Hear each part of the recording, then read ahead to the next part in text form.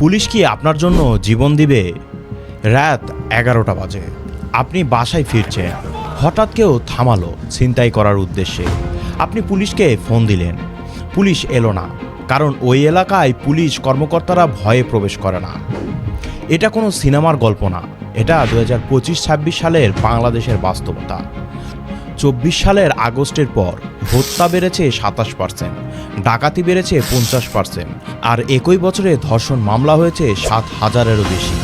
তাহলে প্রশ্ন একটাই, এত কিছু হয়ে যাচ্ছে, পুলিশ কোথায়? আজকে আমি আপনাদের দেখাবো কিভাবে পরিকল্পিত বাংলাদেশের পুলিশকে দুর্বল করা হয়েছে, কারা করেছে, কেন করেছে, এবং এর মাসুল দিতে হচ্ছে আপনার আমার। শেষ পর্যন্ত থাকুন, কারণ শেষে বলবো এই সংকট থেকে বের হওয়ার উপায় কি। সাল 2024 আগস্ট মাস, শেখ হাসিনার সরকারের পতন হয়েছে। দেশের মানুষ একটা স্বপ্ন দেখছিল, এবার একটা জনবান্ধব পুলিশ পাওয়া যাবে, এবার পরিবর্তন হবে। কিন্তু বাস্তবে কি হলো? 5ই আগস্টের পর মাত্র কয়েক ঘন্টায় 639টি থানার মধ্যে 450টি থানা আক্রান্ত হলো, পুড়িয়ে ফেলা হলো, লুট করা হলো। একদিনে 25 জন পুলিশ সদস্য নিহত, পরে সংখ্যাটা 50 ছাড়িয়ে গেল। হাজার হাজার পুলিশ ভয়ে পোশাক খুলে পালিয়ে গেলেন। এরপর ইউনূস সরকার এলো, সংস্কারের প্রতিশ্রুতি এলো, আর সেই শূন্যতার সুযোগ নিল দুটো গোষ্ঠী। 1 নাম্বার জঙ্গি আর অপরাধীরা, 2 বিএনপির রাজনৈতিক ক্যাডাররা। এই দুটো মিলে বাংলাদেশের আইন শৃঙ্খলার যা হাল করেছে, আজকে সেই তথ্যই প্রমাণ দিয়ে আপনাদের সামনে তুলে ধরব। তাহলে আসল সত্য কি? আসল সত্য হলো বাংলাদেশের পুলিশ হঠাৎ দুর্বল হয়নি, পুলিশকে পরিকল্পিতভাবে দুর্বল করা হয়েছে, এবং দুর্বল পুলিশকে রাজনৈতিক হাতিয়ার হিসাবে ব্যবহার করা হচ্ছে। চলুন এখন প্রমাণ দেখি। আপনারা অনেকেই the dark night rises movie দেখেছেন। মনে আছে ভিলেন বেইন কি করেছিল? সরাসরি আক্রমণ করেনি, আগে গোটা গ্যাথম শহর বিশৃঙ্খলা ছড়িয়ে দিয়েছিল, পুলিশকে ব্যস্ত রেখেছিল, মানুষকে রাস্তায় নামিয়েছিল, আর সেই সুযোগে ব্ল্যাক গেট প্রিজনের দরজা খুলে দিয়েছিল। হাজার হাজার বন্দী বেরিয়ে এসেছিল। সেটা ছিল সিনেমা, কিন্তু 2024 সালের বাংলাদেশে যা হয়েছে সেটা বাস্তব, এবং বাস্তবে কোনো ব্যাটম্যান এই পরিস্থিতি সামাল দেওয়ার জন্য আসেনি। 19শে জুলাই নরসিংদী, বাইরে তখন আন্দোলনের আগুন, পুলিশ ব্যস্ত রাস্তায়। সেই সুযোগে কারাগারে হামলা হলো, মাত্র কয়েক ঘন্টায় 626 জন বেরিয়ে গেল। সাধারণ বন্দী কিছু ছিল, কিন্তু তাদের মধ্যে ছিল 9 জন যাদের নাম একাধিক বোমা হামলার ফাইলে আছে। এরপর 6 আগস্ট, হাসিনা ক্ষমতা ছাড়ার মাত্র একদিন পর গাজীপুরে কাশিমপুরে, এটা সাধারণ জেল না, হাই সিকিউরিটি জেল। যাদের রাখা হয় তারা এ দেশের সবচেয়ে বিপজ্জনক মানুষ। সেখান থেকে 209 জন বেরিয়ে গেল, অনেকেই মৃত্যুদণ্ডপ্রাপ্ত আসামি ছিল। তারা কোথায় গেল কেউ জানে না। সারা দেশে 17টি কারাগারে একই ঘটনা। মোট 2200 থেকে 2700 বন্দী পালিয়েছে, এখনও 700 জনের বেশি ধরা পড়েনি। শুধু 700 জন না, এদের মধ্যে 60 থেকে 80 জনের মাথার উপর মৃত্যুদণ্ডের রায় ছিল। এরা এখন আপনার শহরে, আপনার পাড়ায়। বেইন শুধু সাধারণ বন্দীদের ছাড়েনি, নিজের লোকদেরও বের করে নিয়েছিল। এখানেও ঠিক তাই হলো, কারাগার থেকে পালিয়েছে 98 জন জঙ্গি। কিন্তু গল্পটা এখানেই শেষ না। ইউনূস সরকারের আমলে জামিনে ছাড়া পেল আরও 43 জন। এদের মধ্যে একজনের নাম জসিম-উদ্দিন রহমানী, আনসারুল্লাহ বাংলা টিমের প্রধান। যারা এই নামটি চেনেন তারা এখন বুকে একটা ধাক্কা অনুভব করছেন। যারা চেনেন না, শুধু এইটুকু জানুন, এই মানুষটার নামে একাধিক দেশে রেড অ্যালার্ট জারি হয়েছিল। সে এখন মুক্ত রাস্তায়, আর সেই মুক্তির ফল 2026 সালের এপ্রিলে পুলিশ সদর দপ্তর নিজেই গোপন সতর্কবার্তা পাঠালো।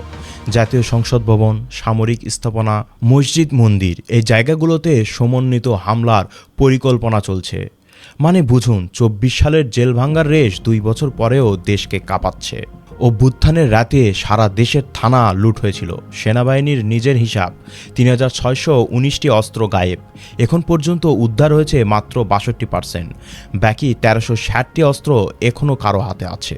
অপরাধীর হাতে, ক্যাডারদের হাতে, হয়তো এমন কারো হাতে আছে যাকে আপনি চেনেন।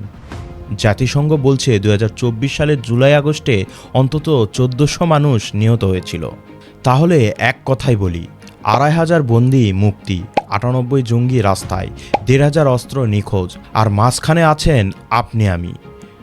সিনেমায় ব্যাটম্যান এসেছিল, বাস্তবে কে আসবে? বহুল প্রতীক্ষিত নির্বাচনের পর ২৬ সালের ফেব্রুয়ারিতে বিএনপি ক্ষমতায় এলো। তারেক রহমান প্রধানমন্ত্রী হলেন, স্বরাষ্ট্রমন্ত্রী হলেন সালাউদ্দিন আহমেদ। মানুষ আশা করেছিল এবার হয়তো বদলাবে। মুখে বললেন পুলিশকে পেশাদার করা হবে, জনগণের আস্থা ফেরানো হবে, কিন্তু মাঠে কি হলো? বাংলাদেশ প্রতিদিনের রিপোর্ট বলছে দেশে এখন চাঁদাবাজির একটা নতুন স্টাইল চালু হয়েছে। নাম মামলা বাণিজ্য। পদ্ধতিটা শুনলে আপনি অবাক হবেন। একজন ব্যবসায়ীর কাছে গিয়ে বলা হচ্ছে ৩ কোটি টাকা দাও, না দিলে জুলাই আন্দোলনের হত্যা মামলায় তোমার নাম ঢুকিয়ে দেব। সত্যিই পল্টন থানায় মামলা দায়ের হয়ে যাচ্ছে। যে লোক কোনো রাজনীতির সাথে জড়িত নন, তিনিও হত্যা মামলার আসামি। পুলিশ কর্মকর্তারা নিজেরাই স্বীকার করছেন এই মামলা বাণিজ্য চলছে। স্বরাষ্ট্র মন্ত্রণালয়কে জানানো হয়েছে, কিন্তু কার্যকর ব্যবস্থা এখনও দৃশ্যমান না। ট্রান্সপারেন্সি ইন্টারন্যাশনাল বাংলাদেশ টিআইবি এর জরিপে বলছে ৭৪.৪% পরিবার আইন শৃঙ্খলা রক্ষাকারী বাহিনীর দুর্নীতির শিকার। আমার কথা বিশ্বাস না হলেও টিআইবির কথা তো বিশ্বাস হওয়া উচিত। কুমিল্লায় একটা ঘটনা ঘটল যেটা সারা দেশে আলোড়ন ফেলে দিল। বিএনপি কর্মীরা দল বেঁধে থানা ঘেরাও করল। তাদের নেতাকে ছেড়ে দেওয়ার দাবি। পুলিশ চাপে পড়ে ছেড়েও দিল। নারায়ণগঞ্জের রূপগঞ্জের যুবদল নেতাকে পুলিশ গ্রেপ্তার করলে সমর্থকরা হামলা করে ছিনিয়ে নেয়। ওসি সহ ৭ পুলিশ আহত। এটা বিচ্ছিন্ন ঘটনা না, সারা দেশে এমন ছবি দেখা যাচ্ছে। পুলিশ এখন জানে বিএনপির কর্মীদের ধরলে উপর থেকে ফোন আসবে, ছেড়ে দিতে হবে। তাহলে ধরবে কেন? ইউনূস সরকার একটা পুলিশ সংস্কার কমিশন বানিয়েছিল, ১০৮টি সুপারিশ দিয়েছিল। মূল কথা ছিল পুলিশকে রাজনৈতিক প্রভাবমুক্ত করা হবে। ২৫ সালের ডিসেম্বরে পুলিশ কমিশন অধ্যাদেশ জারি হলো। টিআইবি এই অধ্যাদেশকে বলল জন আকাঙ্ক্ষার প্রতি উপহাস, কারণ পুলিশকে স্বাধীন করার বদলে আরও বেশি মন্ত্রণালয়ের নিয়ন্ত্রণে রাখা হলো। আর ২৬ সালের এপ্রিলে যখন এই অধ্যাদেশ আইনে পরিণত হলো, আইজিপি অর্থাৎ পুলিশের সর্বোচ্চ পদে নিয়োগের ক্ষমতা কমিশন থেকে নিয়ে সরাসরি সরকারের হাতে রাখা হলো। মানে যে দল ক্ষমতায়, পুলিশ তাদের পছন্দের লোক। যারা পরিবর্তনের প্রতিশ্রুতি দিয়ে এসেছিল তারাও একই কাজ করেছে। নেত্রকোনার মদন উপজেলা একজন মা, স্বামী তাকে ছেড়ে চলে গেছে। ৩ ছেলেমেয়েকে নিয়ে ব্যস্তে সিলেটে মানুষের বাড়িতে কাজ করেন। ১১ বছরের মেয়েকে নানার বাড়িতে রেখে মাদ্রাসায় ভর্তি করে দিয়েছিল। স্বপ্ন ছিল মেয়েটা অন্তত পড়ুক। কিছুদিন পর জানলেন মেয়ে অন্তঃসত্ত্বা। অভিযোগ সেই মাদ্রাসার হুজুর আমানুল্লাহর উপর।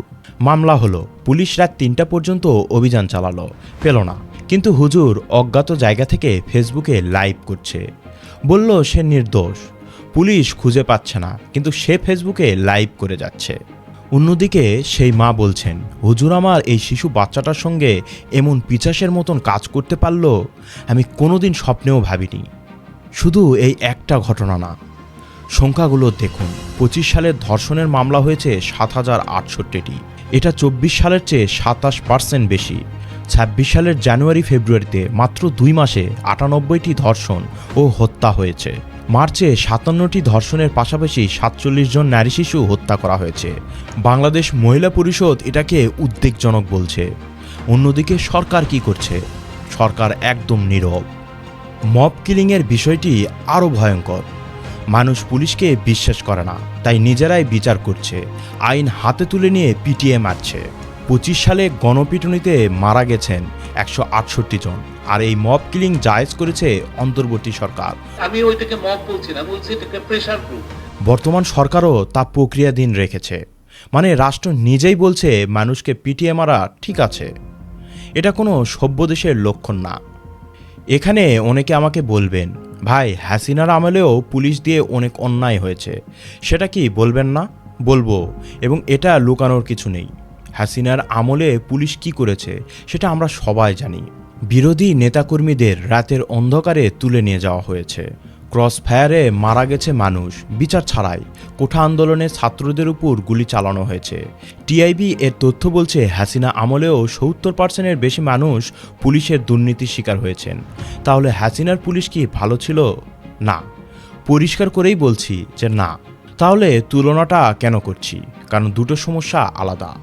এভাবে বুঝুন, একজন ডাক্তার আছেন, রোগী দেখছেন, কিন্তু ঘুষ নেন।